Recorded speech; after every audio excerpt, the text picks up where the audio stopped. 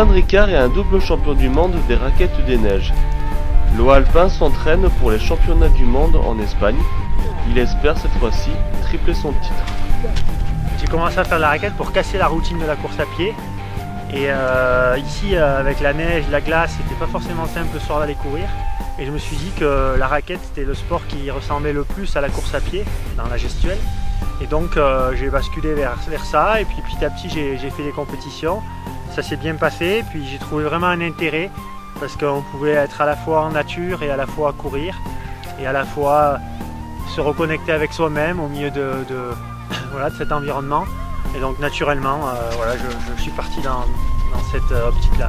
C'est toujours un petit peu pareil chaque année, hein, c'est toujours une coupure à la fin de la dernière course, une bonne coupure pour pouvoir bien récupérer.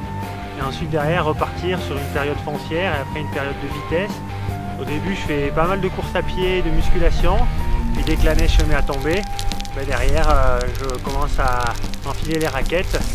Et puis là c'est parti, cette année avec la neige qu'on a eue, aucun problème pour s'entraîner, donc de super conditions, beaucoup de plaisir dans l'entraînement parce que pour pouvoir enchaîner les années, il faut vraiment s'amuser dans l'entraînement. À un mois du championnat, j'ai hâte de prendre le départ.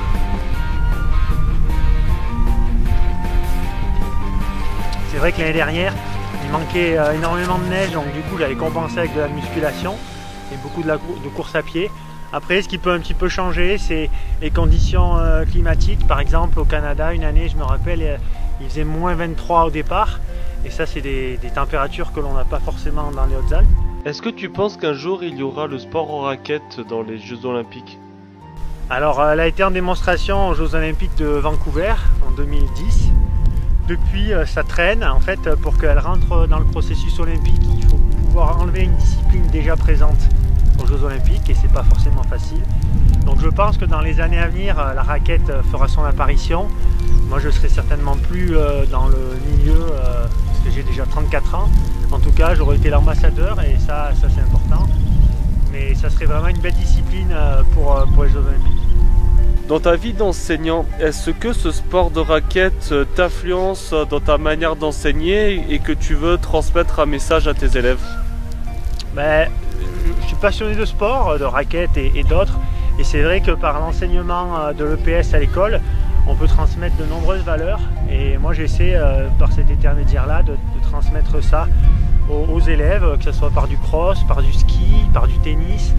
Et par le sport, en fait, on peut apprendre beaucoup et on peut donner beaucoup de sens aux apprentissages. Et c'est ce que j'essaie de faire dans mon enseignement et dans la classe de CM1 et CM2.